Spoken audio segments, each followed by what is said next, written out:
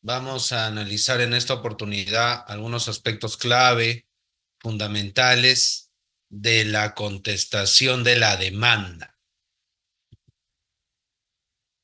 Bien, como podemos notar, doctoras, doctores, cuando hablamos de la contestación de la demanda, estamos hablando de un aspecto vinculado al derecho de acción. Es la otra cara del derecho de acción, si se me permite perdón, si se me permite la expresión. A ver, un segundito. Ay, a ver, se me había cerrado aquí. A ver, ahora ya estamos. Ya, perfecto. Ahora sí, ya mejor. Entonces les decía, doctoras, doctores, que la contestación de la demanda es o implica la otra cara del derecho de acción, ¿no? Así como hay un derecho de acción, hay una suerte de derecho a contradecir, ¿no? Por eso, y les pido que en este esquema se ubiquen en la parte superior derecha, en el número uno. Aquí hay una suerte de metáfora física que varios autores nacionales extranjeros utilizan, ¿no? Vinculada a las leyes de Newton. Acción-reacción. Entonces, cuando una persona presenta una demanda, está ejercitando su derecho de acción. Y obviamente, dentro del marco del debido proceso, el sujeto contra el que se dirige esa demanda tiene derecho a contradecirla. Está, pues, la posibilidad de reaccionar ante esa acción. ¿Y cómo se podría reaccionar? De diferentes maneras, pero la principal es la que nos convoca a estación. Podría ser de improcedente, porque no hay emplazamiento, pues. Otra cosa será, otra cosa será que ya la resolución, la decisión de emplazamiento esté expedida y hasta publicada en el sistema y todavía no me notifiquen y por X, Y razón yo ya me enteré de todo y bueno, ya el emplazamiento existe, ya hay un acto de comunicación del juez o juez. Entonces yo tomo conocimiento de ello y ya está, me puedo dar por notificado. Y si lo considero, ejerzo mi contradicción. Pero sin el emplazamiento, procesalmente hablando, no tiene sentido hablar de una contestación.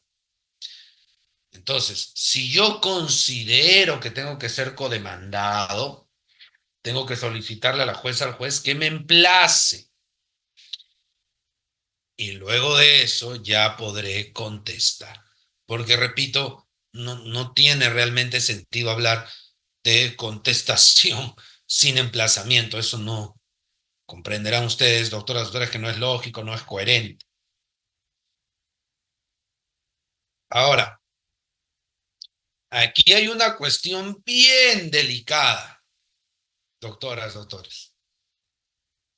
Bien delicada.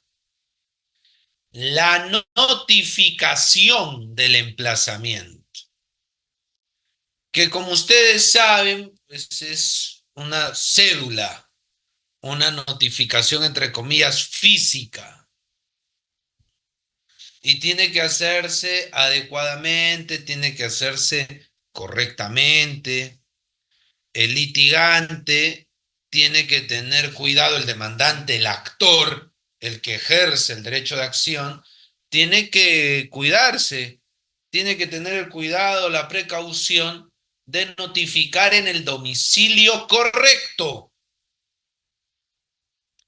Un error ahí puede ser fatal porque puede tirar al tacho todo el proceso.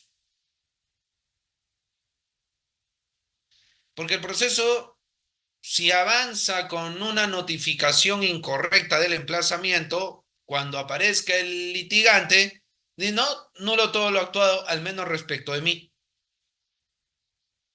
y se cae el proceso. Entonces, hay que hilar fino allí, ¿no? Ahí hay una serie de problemáticas, doctoras, doctores, pero tengan ustedes en cuenta que más allá de lo que uno como abogado o abogada pueda plantearle al juez para el asunto de la notificación, la jueza, el juez, muchas veces va a preferir o va a procurar, ¿no? Por ejemplo, apelar al sistema RENIEC al cual tiene acceso. Allí se consignará, se podrá encontrar un domicilio actualizado y más allá de que pueda ser discutible o no notificarle ahí, la juez, el juez va de preferencia, si hay un domicilio más donde notificar, ahí. Pero tenga en cuenta, doctora, doctor, que un problema, un error de la notificación del emplazamiento es una cosa bien delicada. Puede generar que el proceso demore demasiado tiempo. Preferible hacer un buen emplazamiento. Ahora, claro, puede suceder que el tema de la notificación a un particular demandado en un determinado supuesto se vuelva un tema medianamente polémico, dependiendo de la particularidad del caso. Entonces, en esos escenarios seguramente va a depender del tipo de pretensión, pero seguramente va a ser importante tener nuestra medida cautelar, por lo menos de anotación de demanda. Y ya, pues, si el proceso se va a demorar, que no se emplazó bien a tal o cual, que se necesita emplazar a otra dirección u otras direcciones, si por ahí hay una nulidad que se hizo de repente el esfuerzo de evitar, pero finalmente se presenta por X y Y razón, por lo menos la medida cautelar nos va a permitir eh, soportar esas demoras desde la perspectiva de la parte demandante. Entonces, el demandado, obviamente, doctoras, doctores, va a tener que evaluar si es que le han notificado bien o mal.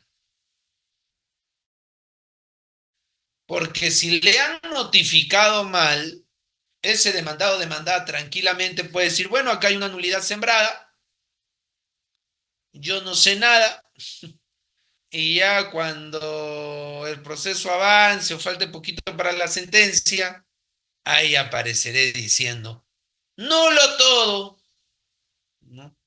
Porque me emplazaron mal con el auto admisorio. Y ahí, pues, gente, yo sé que ustedes con justa razón podrían decir, doctor, pero es mala fe, ¿no? Sí, claro, obviamente, pero se da, pues, doctores. Se percatan del vicio, y guardo, hasta pum, saco el tema del defecto de notificación y me tumbo todo el proceso y todo el tiempo que ha venido durando el proceso en buena cuenta termina siendo tiempo muerto.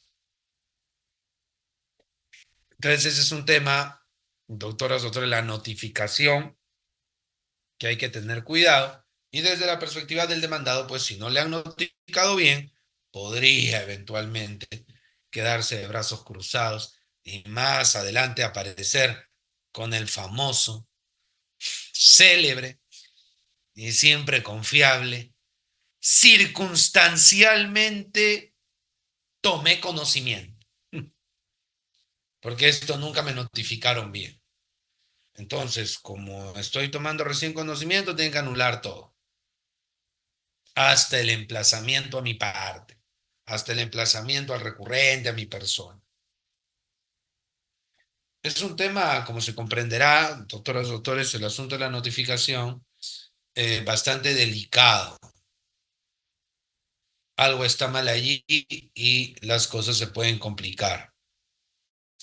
Entonces ya sabemos, la, sin notificación válida no se puede avanzar.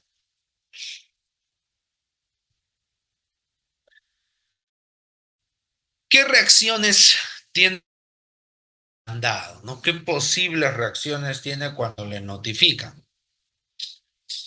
De repente ya se lo esperaba por la conciliación previa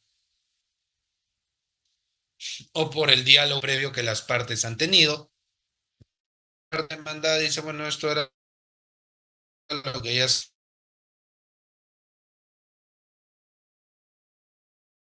ven. No es a venir. Entonces, hay cuatro posibles reacciones.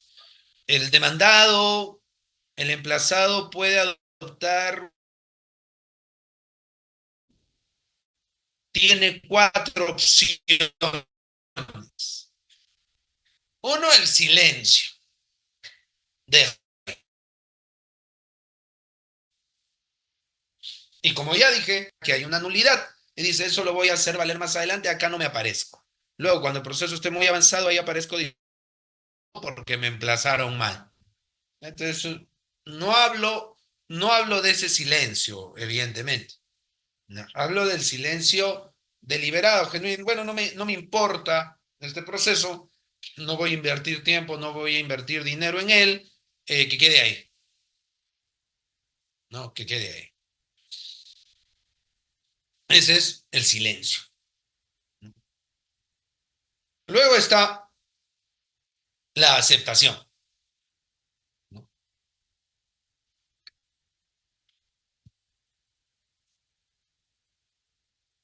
¿Me está demandando? Chispas, tiene razón en lo que me está pidiendo. Acepta. Entonces, lo ignora, silencio. Lo acepta, dice, caramba, tiene razón, sí, sí, tiene razón en lo que me está diciendo. Yo acepto, señor juez, señora juez. Lo otro es, lo que más nos interesa hoy, la resistencia. Me niego a lo que está pidiendo. Señor juez, señora jueza, la ley, el ordenamiento no ampara ese pedido. Ese pedido no tiene sustento. No tiene sustento probatorio. De repente los hechos no son como el demandante dice. Eso no es verdad. Lo que él dice está tergiversado o simple y llanamente no se ajusta a la verdad. Me niego. O lo otro, que la discrepancia sea jurídica, ¿no? Todo lo que está diciendo es verdad, pero no tiene las consecuencias que está reclamando. Tiene otras. Ese actor está equivocado, está equivocada, ¿no? Esa es la resistencia. Luego, ¿qué cosa tenemos también, doctoras, doctores? Por último, el contraataque. No medio de artes marciales esto, ¿no? El contraataque. Ahí está, doctoras, doctores, la famosa reconvención. La reconvención o también llamada contrademanda. La reconvención o contrademanda, donde el sujeto emplazado, el sujeto demandado dice, oiga, no, eh, yo tengo derecho a reclamar algo más bien. Pero allí, doctoras, doctores, y esto hay que decirlo desde ya, la parte demandada, la emplazada, va a tener que evaluar si le conviene reconvenir, paréntesis, contrademandar, o quizás le conviene hacer un proceso nuevo. Mucho va a depender del asunto de los plazos que estén en discusión, pero probablemente, si esa reconvención implica cierta complejidad, quizás lo mejor es esperar un momento, ordenarse y presentar una demanda nueva más adelante. No, nadie dice un año, 2 años después. Puede ser semanas después. De repente, quizá la abogada, el abogado necesita un tiempo prudencial para diseñar y armar todo. Y el plazo para contestar la demanda solo le permite eso, contestar la demanda, no diseñar una contrademanda.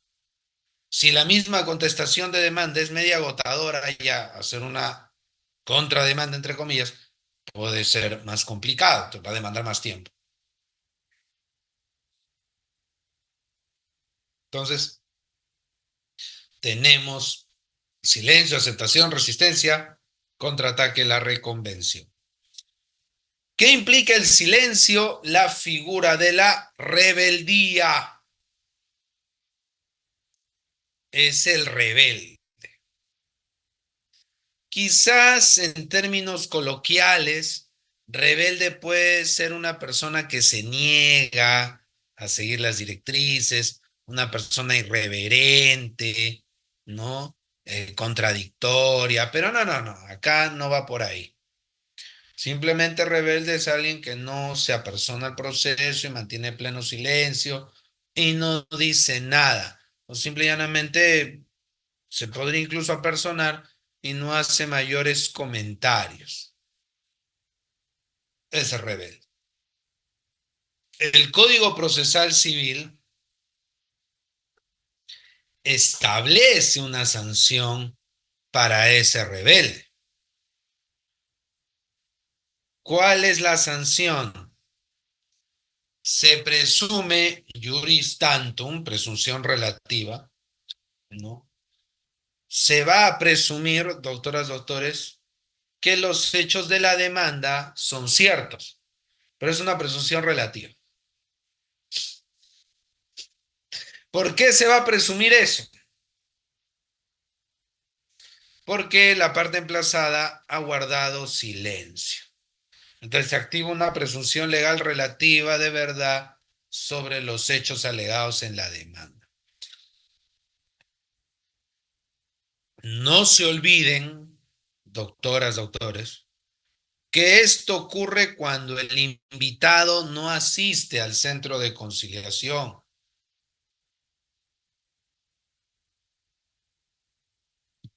Mucho ojo con eso. El artículo 15 de la ley de conciliación claramente establece que si el invitado no va a las audiencias, se activa una presunción relativa de verdad en favor de la parte invitante. ¿Ya? Y esa parte invitante, como ustedes saben, no es otra que la que va a ser demandante. Claro está, ¿no? Se activa esa situación. Por no haber ido al centro de conciliación, ¿eh? Pero esa sanción también existe cuando tenemos un rebelde que no dice nada. Ahora, una pregunta usual, típica, ¿no? Doctor, el rebelde entonces ya no va a formar parte del proceso, va a ser un castigo por no haber dicho nada en el plazo que tenía para contestar la demanda. Esa va a ser la reacción por ignorar el emplazamiento que le hace la juez, el juez. No, simplemente ya no va a poder presentar pruebas, pero el rebelde puede participar del proceso, puede apelar la sentencia. Lo único que ocurre es que no tiene contestación. Y si no tiene contestación, no tiene medios de prueba. A menos que ese demandado rebelde pueda aplicar, eso va a depender del caso por caso, las circunstancias de cada quien, pueda aplicar la figura de la prueba nueva. Y diga, recién estoy obteniendo estas pruebas, yo habré sido rebelde por X y razón, pero aquí hay un nuevo elemento probatorio y esto ha ocurrido después de los actos postulatorios. Es un hecho nuevo. Lo aporto. Ah, ok. Y en la contestación, al no haber hecho contestación, no va a tener más medios probatorios. Aunque hay que decir, doctoras, doctores, que el 10º pleno casatorio, ahí el pleno es bastante claro, valgan verdades. El 10º pleno casatorio dice que el juez, tiene que evaluar la posibilidad de incorporar de oficio los medios de prueba extemporáneos tardíamente presentados por un rebelde. Porque, ojo, rebelde no solo es el que no contesta y mantiene silencio. El rebelde es aquel que ha contestado, pero de forma extemporánea. Él también califica como rebelde. Y al contestar tardíamente ha podido ofrecer medios de prueba. Entonces, con la mecánica de la prueba de oficio del 10º pleno, esos medios probatorios del rebelde podrían eventualmente ser considerados o admitidos como pruebas de oficio. Eso lo dice claramente el 10º pleno, que la jueza, el juez, tiene que chequear, tiene que tener cuidado, tiene que mirar las pruebas que tardíamente o las pruebas ofrecidas en una contestación tardía, ¿no? En una contestación que ha demorado, ¿no? Ha sobrepasado el plazo legal para ser formulada. Bueno, luego tenemos la aceptación, decíamos, el allanamiento y reconocimiento. El allanamiento es simplemente acepto la pretensión, pero no los hechos. Los hechos no son como el demandante dice. En parte sí, en otros no, pero no. Los hechos que está planteando son falsos. Pero ¿sabe qué, señor juez? Me da igual. Yo me allano. Entonces, ¿se está allanando a qué? ¿Ante qué se está rindiendo? ¿Ante qué está capitulando? Ante las pretensiones. Ese es el allanamiento. El allanamiento, yo estoy aceptando las pretensiones.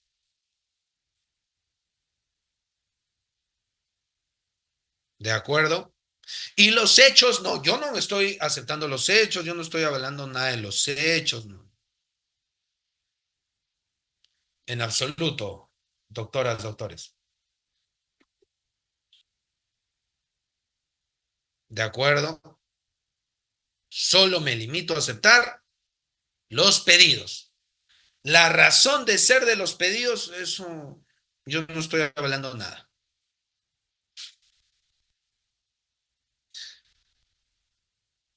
Esto juega mucho cuando entre los sujetos hay múltiples procesos vinculados entre sí. Entonces una de las partes dice, mire, señor abogado, señora abogada, ¿sabe qué? Me allano nomás. Voy a estar perdiendo tiempo en este juicio, le acepto, pero necesito movilizarme bien en otros procesos que son más importantes. Allí me voy a concentrar. Acá, la verdad, voy a perder tiempo. Voy a focalizarme en 2, 3 procesos que me parecen importantes. En todos los demás, o soy rebelde o en todo caso me allano. Ya. Y como los procesos pueden estar más o menos vinculados, la persona que se allana va eventualmente va a tener interés de que se diga, yo me estoy allanando al pedido porque soy buena gente. Yo me estoy allanando al pedido por un tema de economía procesal, pero no por los hechos que está diciendo. Esos hechos que está mencionando como base de su demanda son falsos, son mentiras. Entonces, en el allanamiento, simplemente me rindo ante las pretensiones. Los hechos no los estoy avalando, no los estoy aceptando. No 330 del Código Procesal Civil. En cambio, en el reconocimiento, la cosa obviamente cambia. El demandado, la demandada acepta los hechos.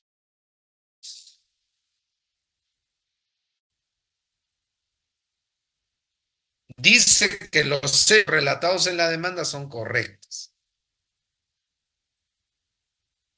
Y en consecuencia puede aceptar la pretensión también. Ahora, ese reconocimiento también se da cuando se dice, señora juez, señor juez, los hechos narrados en la demanda son verdad, pero las calificaciones jurídicas que se están dando, la manera como la parte demandante explica los efectos jurídicos de esos hechos, eso está mal. Ah, entonces estás discrepando, aceptas los hechos, pero no las pretensiones ya. Eso es un reconocimiento sin allanamiento. De allanamiento, me rindo ante las pretensiones. Reconocimiento puro, digamos, estoy aceptando los hechos. Pero en la práctica, ¿qué tendría que darse? Allanamiento más reconocimiento, acepto hechos y pedido. Eso es, digamos, lo que más se ve. Pero en todo caso, tengan en cuenta ustedes que el litigante, la parte, doctoras, doctores, podría simplemente allanarse y dejando constancia que no está reconociendo nada de los hechos que sirven de base a la demanda. Y eso le puede servir, doctoras, doctores, eso le puede servir para los otros juicios vinculados. Porque en ese otro juicio vinculado le pueden echar en cara, si se me permite la expresión, de que está aceptando los hechos de otro proceso. Entonces, hay que tener cuidado. El allanamiento y el reconocimiento tienen límites. No procede si el juez, la jueza, tiene sospecha y motiva de un posible fraude, o sea, que el proceso sea simulado y que ese allanamiento o aceptación, no reconocimiento, es irregular. Si los derechos son indisponibles, o sea, afecta a terceros, de igual manera el juez, la jueza no debiera aceptar, no debiera avalar el allanamiento y el reconocimiento. Entonces, el allanamiento y el reconocimiento no procede si el juez, la jueza advierte indicio de fraude. Se trata de derechos indisponibles. De alguna forma se está generando, repito, afectación a terceros.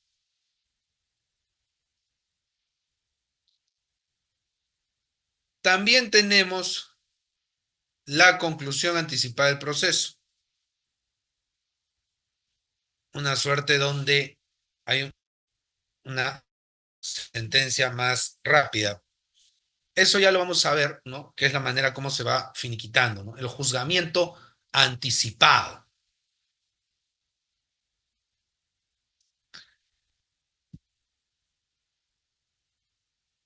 Ahora vamos a lo que es ya la contradicción en sí, la contestación.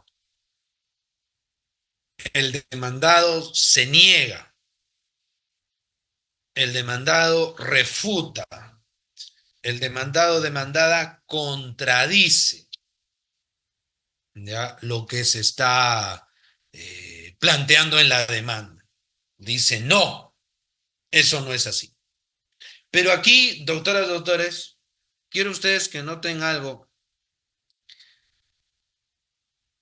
Hay defensas de forma que no constituyen excepciones. Ojo, hay defensas de forma que no constituyen excepciones. Un buen ejemplo, o buenos ejemplos, están en el artículo 427 del CPC.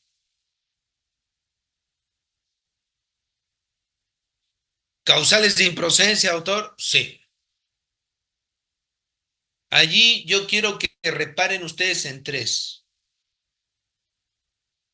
Falta de conexión lógica entre los hechos y el petitorio.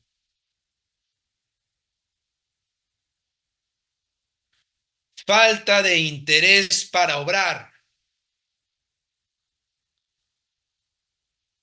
Imposibilidad jurídica o fáctica, física del objeto. O sea, falta de conexión lógica, falta de interés para obrar, imposibilidad jurídica o fáctica del petitorio. Esos tres defectos se vinculan a alguna excepción. No, las excepciones atacan otras cosas. Pero la falta de conexión lógica, la falta de interés, no existe la excepción de falta de conexión lógica entre los hechos y el petitorio. No existe la excepción de falta de interés para obrar, no hay. No existe, doctores. Pero ¿qué pasa si yo detecto que la demanda tiene esos problemas? Yo como demandado, yo como asesor del demandado me doy cuenta que la demanda tiene esos inconvenientes.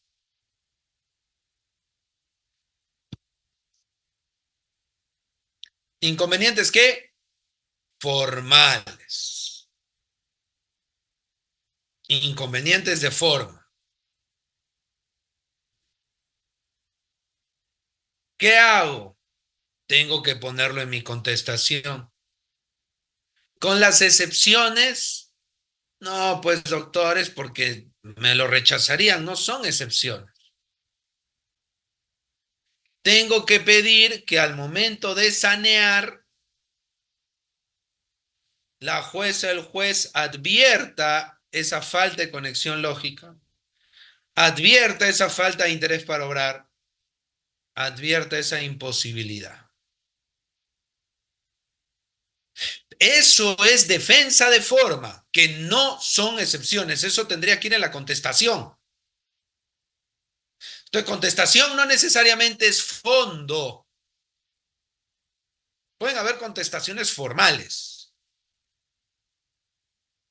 Voy a poner un ejemplo.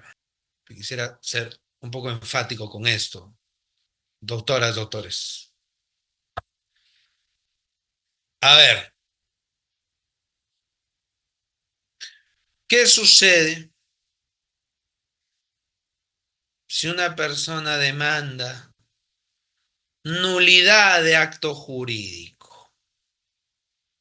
Su pretensión, su pedido es nulidad del acto jurídico tal o cual. Pero, oh sorpresa, sus fundamentos de hecho, el planteamiento, el relato fáctico que trae su demanda, calza con un supuesto de ineficacia de acto jurídico. Pide nulidad, pero sus hechos se reconducen a un supuesto normativo de ineficacia. Ejemplo, pide la nulidad de un acto jurídico y lo que denuncia en los hechos de su demanda es que es un acto jurídico realizado con representación, pero el representante no tenía poder para realizar el acto. Cuestiona la actuación del representante por la evidente falta de poder o por actuación de poderes con poderes insuficientes. ¿Eso es nulidad? Eso es ineficacia. No hay concordancia. No estoy mirando las pruebas, ¿ah? ¿Estará bien acreditado lo que está argumentando? No, esa no es la pregunta, porque no estamos viendo fondo, es solamente forma. Los hechos que traes no encajan con las causales de nulidad, encajan con causales de ineficacia. Así es, 161 del Código Civil. Otro supuesto, nulidad por fin ilícito.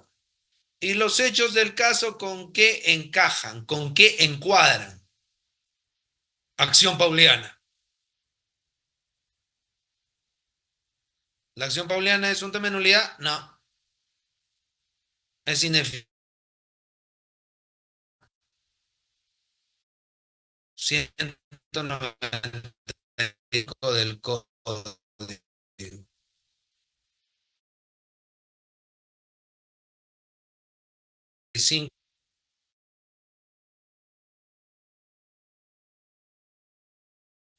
Ahí, fíjense, de repente yo hago cuando es impreciso. No entiendo bien a qué se refiere, pero en el supuesto que les estoy planteando, está claro, está cristalino. Entiendo tus hechos y entiendo lo que me pides y no encaja. Y no es, bueno, autor, esa es su opinión. No es mi opinión, es la opinión del Código Procesal Civil, porque el propio código lo diferencia. La falta de conexión lógica es un supuesto de improcedencia. La excepción de oscuridad o ambigüedad es una excepción, temas diferentes. Y lo mismo con el interés para obrar. ¿Existe la excepción de interés para obrar? No, no existe. Tengo que denunciarlo en la contestación. Imposibilidad del petitorio, la historia. No existe la excepción de imposibilidad del petitorio, eso no hay. Entonces, eso se pone en la contestación de la juez, señor juez, para el saneamiento, porque por el 465 el CPC, cuando llega el momento de sanear su despacho de oficio, tiene que volver a mirar la relación procesal, mire falta de conexión lógica, interés para obrar o imposibilidad, dependiendo. Pero algunos jueces, no todos felizmente, claro está, ¿qué dicen? Si no te parecía, si te falta de interés para obrar, si te parecía que hay falta de conexión lógica, si te parecía que había un tema de imposibilidad, ¿por qué no apelaste el autoadmisorio? Era que lo apeles. Es insubsanable, pues. Es un vicio insubsanable. Da igual que yo lo apele o no. Es lo de menos lo que yo haga. Porque al ser insubsanable es irrelevante la voluntad de las partes. No digo yo que sea insubsanable. El 427 es vicio de improcedencia. Son insubsanables. Entonces, cuando el juez a juez apelaste el autoadmisorio como si fuera algo subsanable. Y el autoadmisorio no es firme porque la propia ley le dice a la jueza, al juez, revisa de oficio la validez de la relación oral.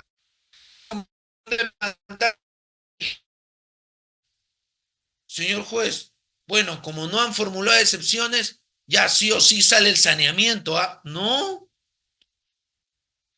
la jueza juez tiene que volver a mirar. No lo digo yo, lo dice el CPC. Esto es lo que dice el CPC, doctoras, doctores. Acá yo no estoy dando mi posición personal. Es lo que dice la ley. Bien, entonces regresamos a la presentación de la PPT.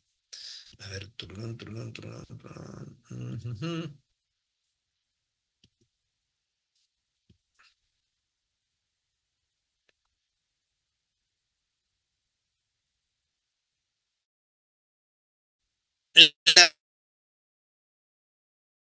La de fondo, bueno, hay normativo, ¿no? Puede haber una defensa negativa, mera negación de hechos, no debo, no firmé. Pueden haber nuevos hechos, modificatorios, extintivos, bueno, sí firmé, pero pagué, o el acto es nulo. Y no olvidemos el tema de la carga de probar. Si yo en mi contestación voy a refutar, voy a negar lo que dice el demandante, eventualmente tengo que presentar mis pruebas. Y sin mi contradicción, sin mi contestación de fondo,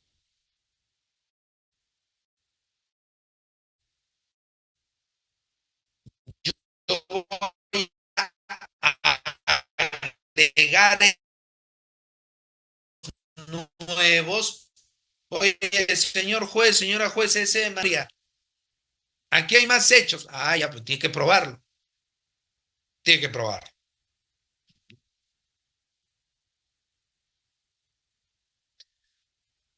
Aspectos técnicos de la contestación de demanda para ir concluyendo esta primera parte expositiva, doctoras, doctores.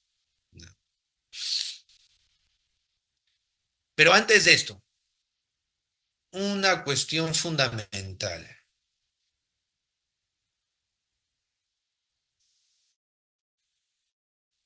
Miren, doctores, hay una norma que muy poco se usa y puede marcar la diferencia entre la victoria y la derrota. El 440 del CPC. Porque esto es la ley. Ya acá no es que mi opinión. El 440 del CPC. Que uno debe tenerlo bien claro, ya, como abogado, abogada de un demandado, sobre todo. Pero obviamente el actor demandante también, ¿no? A ver, si el demandante dice hechos A y B, yo como demandado podré decir, no ocurrió. A y B no se dio en la realidad. A y B es falso, ya. Pero uno puede decir, señora juez, señor juez, A y B, es verdad. Uy, un reconocimiento parcial. Pero C y D también ha contado una media verdad. Está incompleta la historia, señor juez. Entonces, la contestación va a hablar de hechos que no están en la demanda.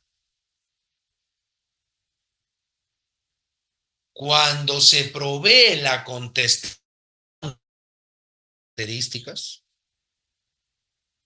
el demandante tiene un plazo para refutar. No es abierto como a veces se piensa. El demandante tiene un plazo para pronunciarse y si no lo hace ya fue, salvo que por ahí de manera extemporánea, que el 10º pleno, por favor. Eso ya es otro tema. Que como prueba de oficio, el plazo máximo son 10 días y eso va cambiando dependiendo del tipo de proceso. Si es abreviado son 5 días, por ejemplo. Conocimientos son 10. Y si no tiene plazo, podría ser hasta antes de la audiencia única. Entonces, yo como demandado,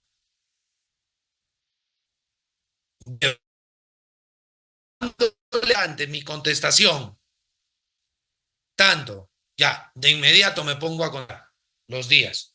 Pasaron más de 10 días sin que dijera nada, ya.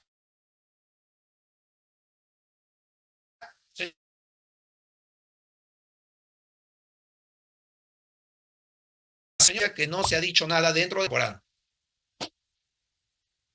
No, pero eso yo lo iba a hacer después. Entonces hay que tener mucho cuidado con ese 440, doctoras, doctores. Regresando a la PPT.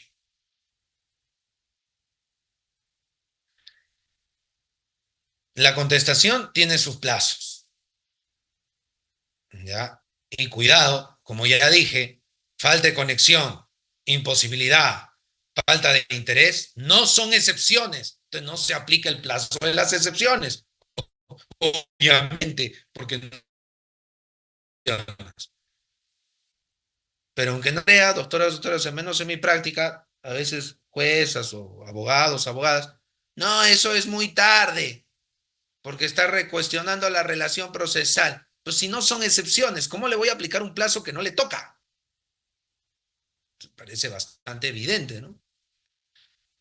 Plazo para contestar la demanda, 30 días, 10 días abreviado, sumarísimo, 5 días.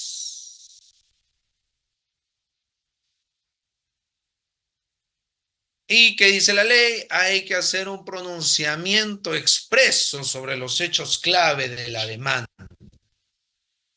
Porque la respuesta evasiva de verdad de los hechos plasmados, de los hechos alegados en la demanda. Tiene que haber una exposición ordenada de hechos de defensa y ofrecimiento de medios probatorios también. Y bueno, los anexos, los aranceles, bueno, ¿no? Están en el 444 del CPC. Pero repito, doctoras, doctores, no, o sea, si uno quiere hacer una buena contestación, no puede ser evasivo. Doctor, pero la verdad que de repente el demandante tiene la razón. Bueno, pues es más formal, va a tener que apuntar a esa defensa formal entonces, ¿no? Eh, Lo cierto es, doctoras, doctores, que hay que tener cuidado de no dejar pasar algún hecho relevante de la demanda.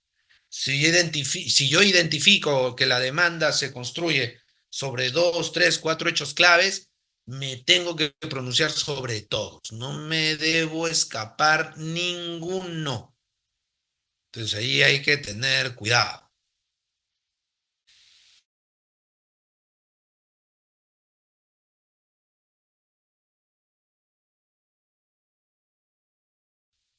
Que armar una demanda. Es verdad. Pero basta que se nos pase un tema de la demanda en la contestación, ya nos pone en una situación comprometedora.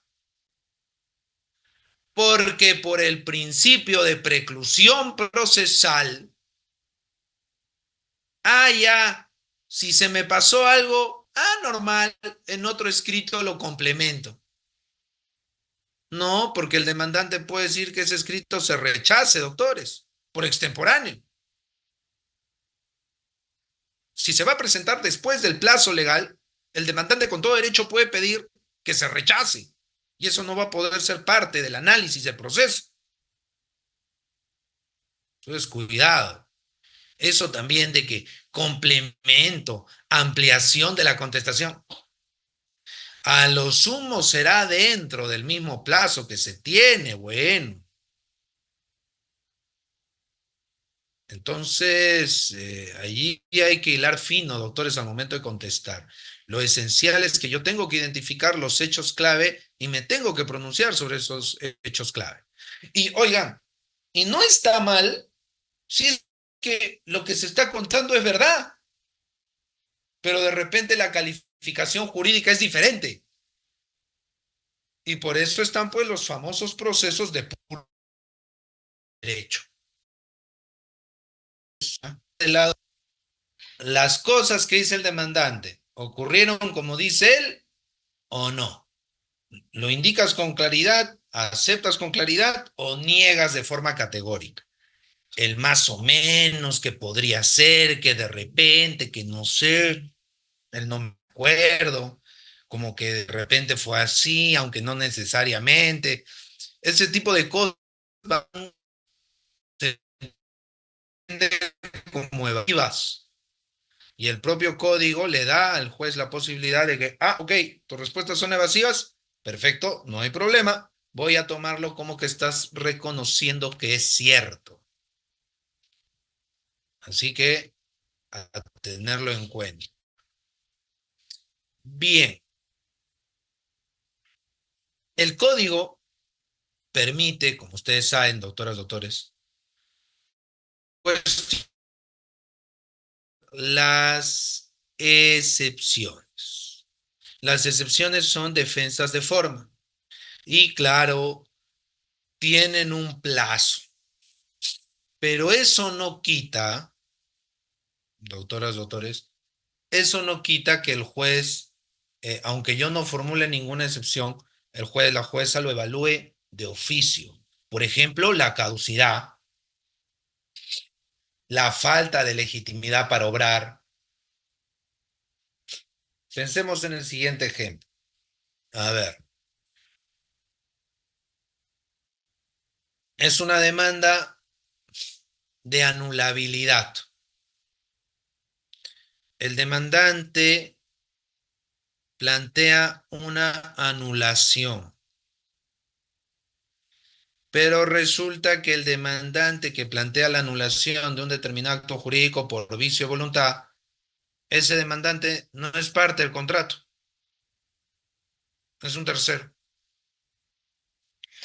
Y la parte demandada no planteó la excepción de falta de legitimidad para obrar activa, porque como ustedes saben, la anulabilidad solo puede ser planteada, la anulabilidad solo se puede hacer valer por la persona afectada o perjudicada,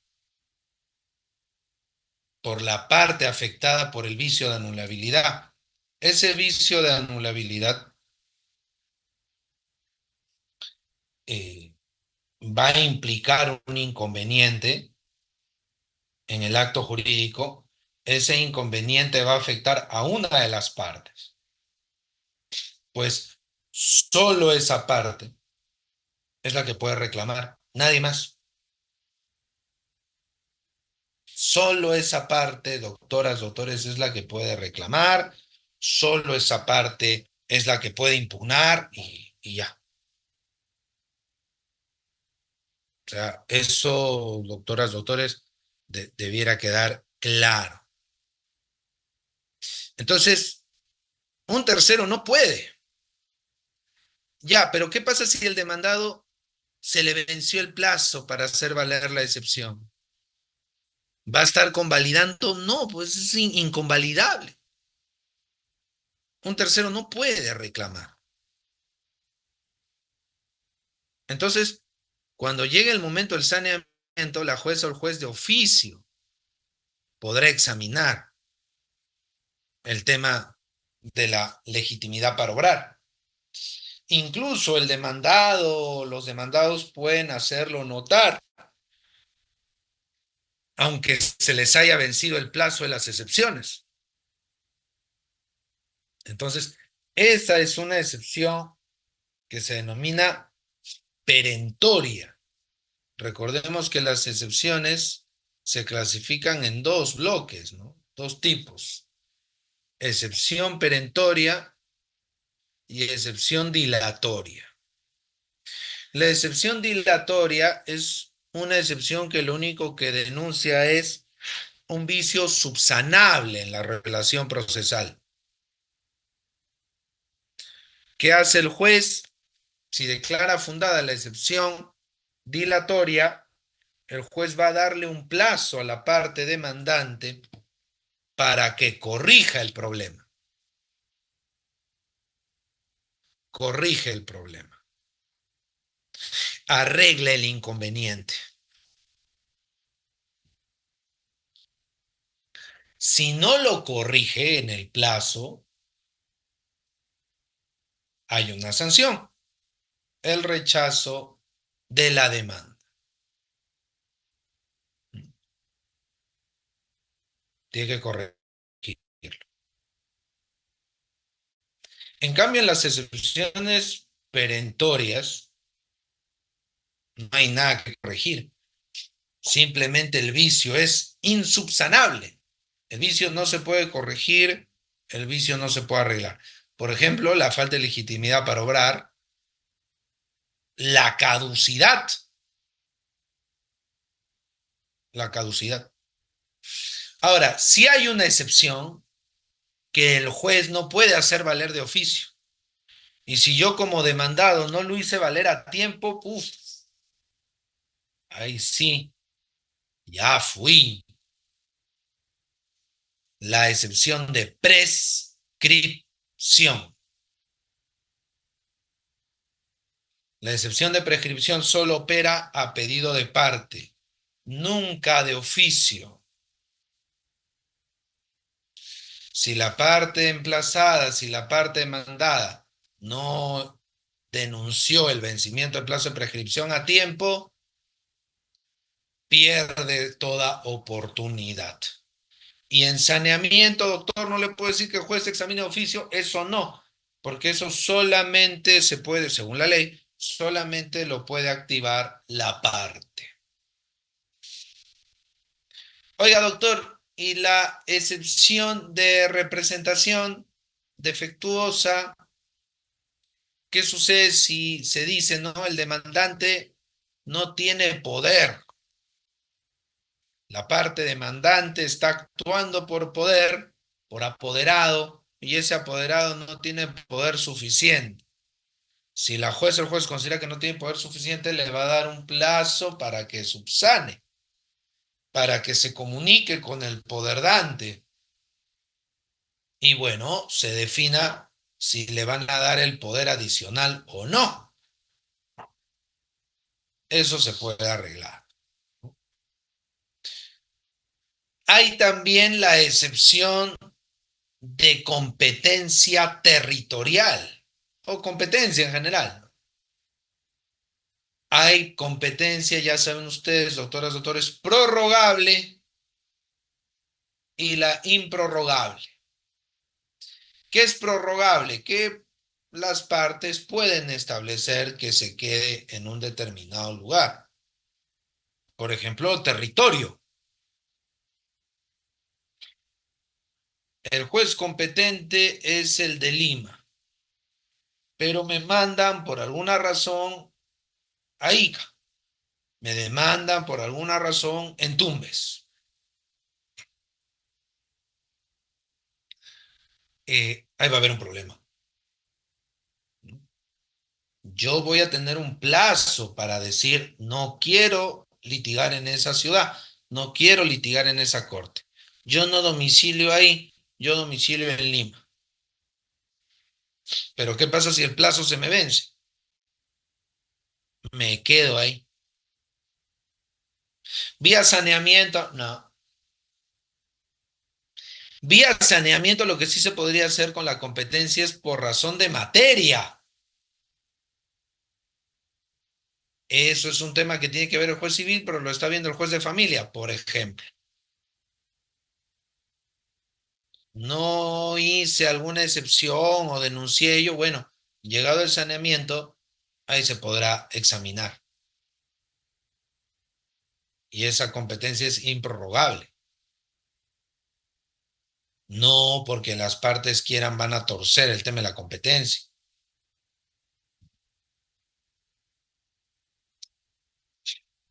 Todo el tema de las excepciones, como ustedes saben, doctoras, doctores, no ataca el fondo, no es para determinar quién tiene el derecho, quién tiene la razón. Es un tema simple y llanamente destinado a cuestionar la validez de la relación procesal. Nada más. No se olviden, doctoras, doctores, que a propósito de las excepciones, hay una excepción vinculada a un pleno casatorio civil. La excepción de conclusión del proceso por transacción. ¿Ya? La excepción de conclusión del proceso por transacción. ¿Qué nos dice el primer pleno casatorio? Esa excepción se puede hacer valer. Esa excepción se,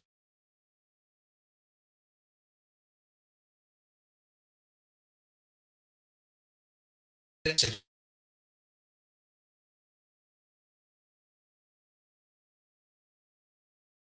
te puede con una transacción extrajudicial.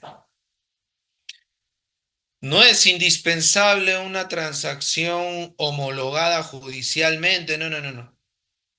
El primer pleno casatorio dice que si yo con una persona natural, jurídica, llego a un arreglo, firmamos una transacción extrajudicial y luego quieren iniciarme un proceso, me inician una demanda por ese tema que se supone se ha resuelto con la transacción, supuestamente ya todo se arregló, firmamos la transacción extrajudicial, pero pese a eso, mi contraparte o yo quiero iniciar un juicio. La otra parte, yo, ¿qué puedo hacer? Señor juez, señora jueza, excepción de conclusión del proceso por transacción. Aquí tengo una transacción extrajudicial sobre este tema, entonces la parte ya no puede litigar y el juzgado tiene que aceptar mi excepción. Esa es una excepción que perentoria. El juez, la jueza observa que la demanda se refiere a un asunto, materia de la transacción, nulo todo lo actuado, no fundada la excepción. Así que tenemos, doctoras, doctores, un precedente vinculante directamente vinculado a una excepción, ¿no? La excepción de conclusión del proceso por transacción. No olvidemos, para ir cerrando, doctoras, doctores, este punto, que las excepciones forman una línea o una suerte de catálogo cerrado. Las excepciones son números clausus, porque el 446 empieza o tiene un adverbio. Solo, solamente. Es una lista cerrada. Hay un adverbio ahí que cierra la puerta a otro tipo de excepciones. Por eso les decía, falta de conexión lógica, falta de interés, imposibilidad del pedido. Esas no son, doctoras, doctores, que quede bien claro, esas no son excepciones. Vamos a asimilarlo, ¿no? ¿Cuál asimilar? O sea, la lista de excepciones es cerrada. No podemos inventar excepciones. Solo son las excepciones que están allí. Vamos avanzando. La reconvención. ¿Qué es la reconvención? Como dijimos, es la contrademanda. El demandado no solo ya refuta la demanda, sino que el demandado formula su propia demanda. Y el demandante, paradójicamente, va a pasar a ser también demandado. Ese demandante va a tener que ejercer el derecho a contradecir la reconvención. Esa reconvención también va a poder ser materia de excepciones y de defensas de forma, defensas de fondo. Entonces, la reconvención de alguna forma es, por decirlo de alguna manera, el derecho de acción del demandado. Entonces, el demandado tendría dos opciones, dependiendo del caso, ¿no?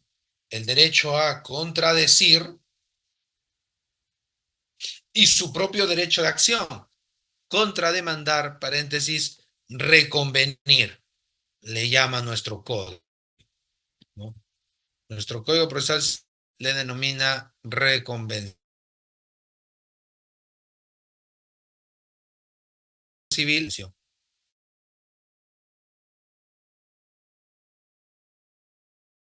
no contrademanda, reconvención, su derecho de acción. Oportunidad en el mismo escrito de contestación. Por esa razón, doctoras, doctores, el demandado, demandada, tiene que evaluar bien si es que es prudente, si es que es buena idea correr demasiado y presentar la contestación de una vez. De repente es prudente para armar la reconvención, perdón, de repente es prudente para armar una mejor contrademanda, para diseñar mejor lo que sería la reconvención, mejor lo presento como demanda nueva después para no estar presionado por el plazo relativamente corto. Eso ya lo tiene que ver cada uno según su estrategia y lo que converse con su asesorada, asesorado. Pero no descartar que quizás con más tiempo, con más tranquilidad, se arma una demanda nueva después, en lugar de reconvenir. Al final, si usted presenta una demanda nueva después, ¿qué puede darse? Una acumulación sucesiva. Y el mismo juzgado, el juzgado más antiguo, el primero que emplazó con demanda, ese se queda con el proceso. O sea, a la larga va a venir al juez que tiene al cargo la demanda contra usted o contra su cliente, clienta. O sea, doctor, volvemos a lo mismo, mejor hubiera reconvenido. Eso es en términos de tiempo. Pero nuevamente, pues, si el tiempo queda corto para hacer una buena reconvención, si falta recopilar medios probatorios, si hemos estado tan concentrados en la contestación ya y la reconvención que va a hacerse así a la volada, cuidado, ¿no? Por eso siempre digo que hay que evaluar bien si es que en lugar de hacer una reconvención, quizá para preparar mejor las cosas, para ordenar mejor las cosas, para buscar más medios de prueba con tranquilidad, quizá presentar una demandita nueva. No digo que siempre sea así. Si se puede hacer de una vez, genial. Si en sus manos está poder trabajar ambas cosas, en buena hora. Pero si no, no es el fin del mundo. La reconvención, en lugar de ser tal, puede ser una demanda nueva. Requisito clave, la conexidad. Lo que yo voy a plantear y solicitar en la reconvención tiene que tener conexidad, tiene que tener vínculo con lo que se está planteando y diciendo en la demanda. Yo no puedo traer a colación pedidos y hechos ajenos, alejados, que tienen escasa relación con la demanda. No, ahí sí, pues no tendría mayor sentido, no tiene nada que ver. Eso sí o sí tendría que irse como demanda nueva. ¿Cuál es el trámite? Se corre traslado al demandante y se resuelve juntas con la sentencia, ¿no? Demanda, contestación, la reconvención y la contestación de la reconvención o absolución de la reconvención, como le llaman otros, eh, va a dar lugar pues a una sola sentencia, pero que va a resolver tanto sobre la demanda como sobre la reconvención. Esto, doctoras, doctores, no es otra cosa que qué, que la acumulación, pues. Esto es el fenómeno de la acumulación. En un solo proceso se están ventilando varias pretensiones. Una acumulación objetiva porque hay varias pretensiones o subjetiva porque hay varios sujetos vinculados, implicados. Pero igual que en la demanda, la reconvención va a dar derecho a tachas, ¿no? Por ejemplo, las excepciones contra la reconvención y la contestación o absolución de la reconvención, como llaman otros.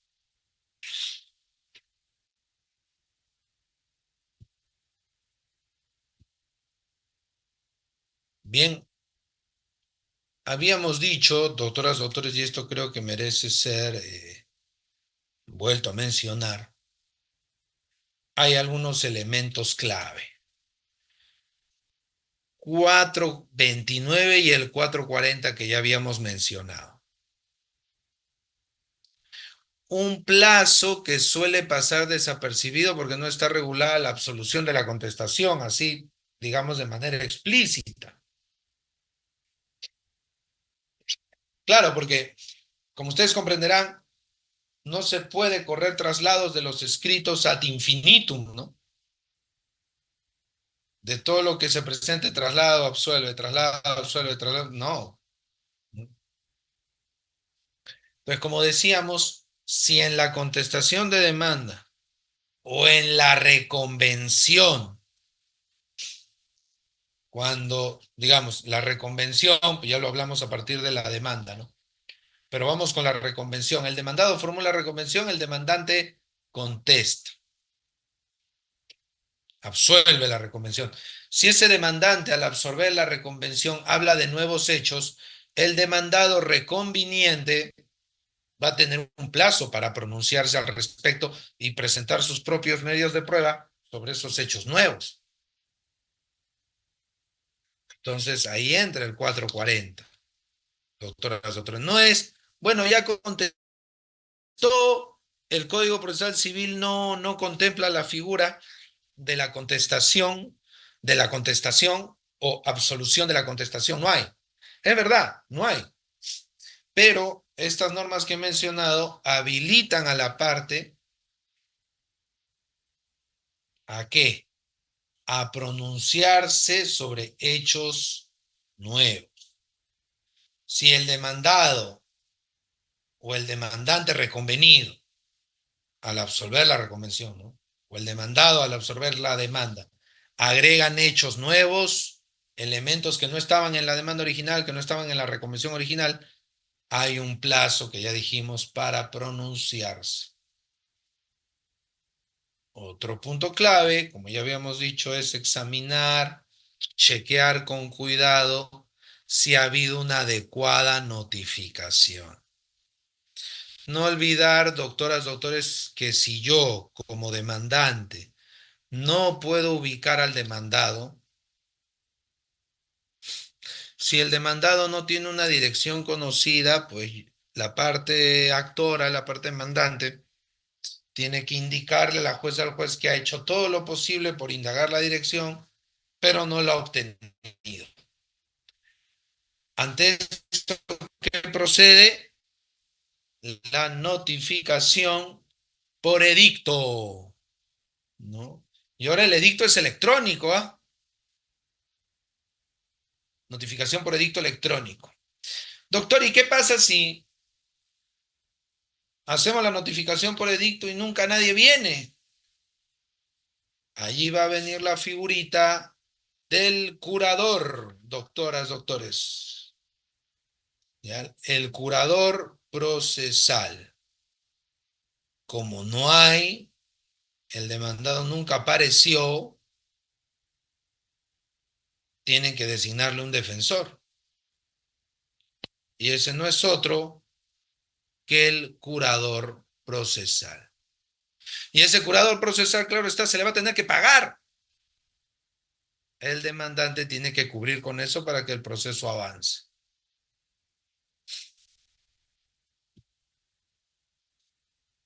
No olvidemos, cuando nos llega una demanda, no solo pensemos en los argumentos de fondo, veamos temas de forma. ¿Me han notificado bien? ¿Se notificó bien o no? ¿Este juez, esta jueza es competente realmente para llevar mi caso? No me refiero, hablo de competencia procesal, ¿eh? No estoy hablando de si sabe derecho, no sabe. No, obviamente. Estoy hablando de la competencia como presupuesto o elemento del proceso. ¿Los hechos son ciertos o tengo prueba para desmentir, para refutar lo que está alegando? ¿Puedo contrademandar? ¿Hay algo que me pueda a mí indicar que valdría la pena hacer una reconvención? Esas son las preguntas clave, doctoras, doctores, que tengo que hacerme. Empezando temas de forma y luego al fondo, ¿no?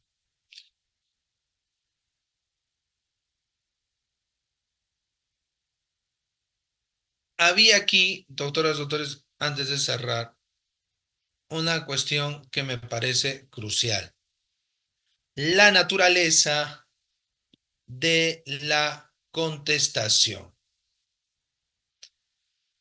¿Es un deber que yo conteste? Voy a detenerme ahí unos minutos antes de cerrar la parte expositiva. Cuando a mí me emplazan con una demanda, yo como demandado, tengo el deber jurídico de no de contestar. Si no contesto, me van a sancionar. Si no contesto, me van a multar. Si no contesto, necesariamente ya perdí el juicio. La contestación, doctoras, doctores, es en rigor una carga, no es un deber. Aquí, brevemente nada más, doctores, el quinto pleno casatorio, el séptimo pleno casatorio, el noveno también por ahí, han consagrado en nuestra jurisprudencia, digamos, la teoría de las situaciones jurídicas. Está en los presentes vinculantes, ¿no? Las situaciones jurídicas subjetivas. Entonces, según este planteamiento,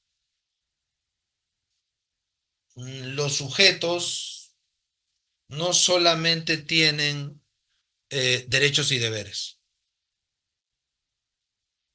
¿no? Los sujetos no solamente, repito, insisto, tienen derechos y deberes. Pueden tener otro tipo de situaciones jurídicas. Y ahí está, por ejemplo, la carga, el estado de sujeción, el derecho potestativo. No todo es derecho y deber.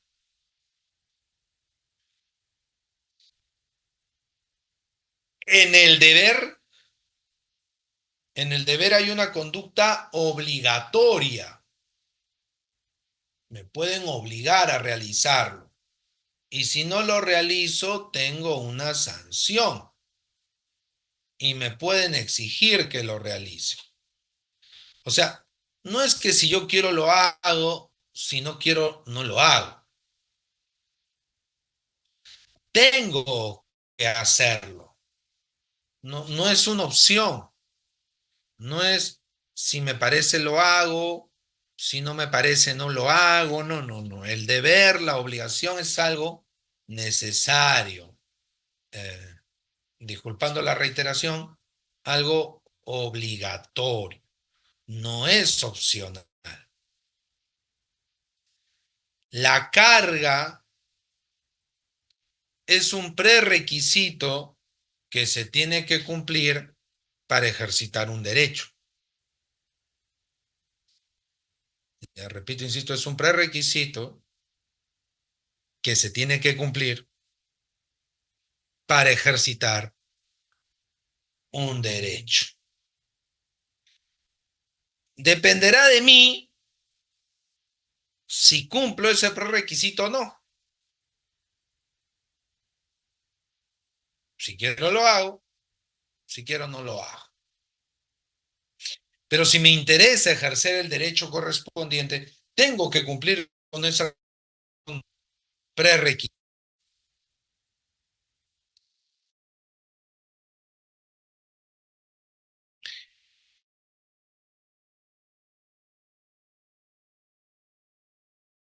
Ejemplo que se tiene que emitir, ¿no es cierto? Con 30 días de anticipación. Eh, Eso no es un deber.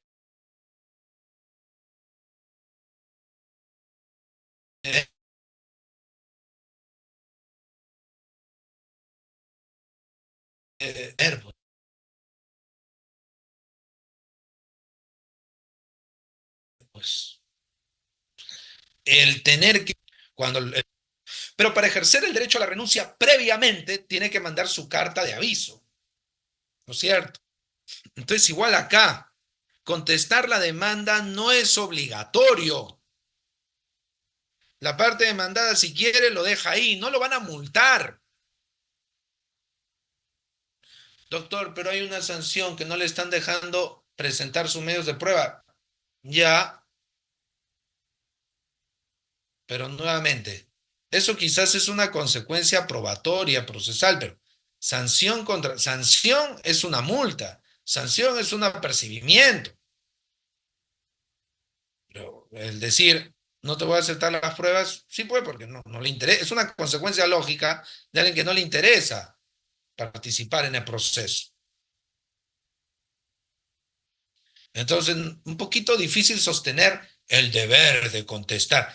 No, y es más, tanto así, doctoras, doctores, no existe el deber de contestar porque el demandado puede reconocer o puede allanarse, si quiere. Es por eso que no es exacto decir existe la obligación de contestar o el deber de contestar, no, es una carga.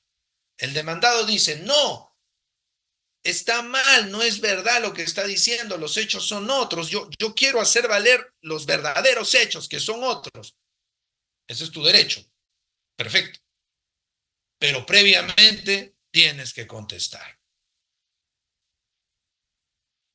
Previamente tienes que concretar la contestación.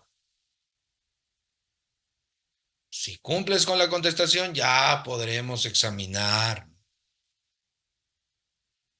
Entonces, tengamos en cuenta, doctoras, doctores, esa situación. ¿Ya?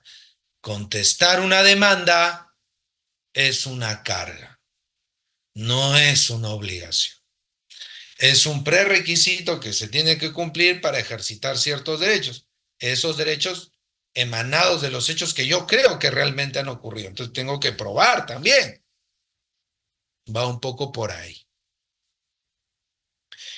Bien, doctoras, doctores, con eso estamos terminando la parte expositiva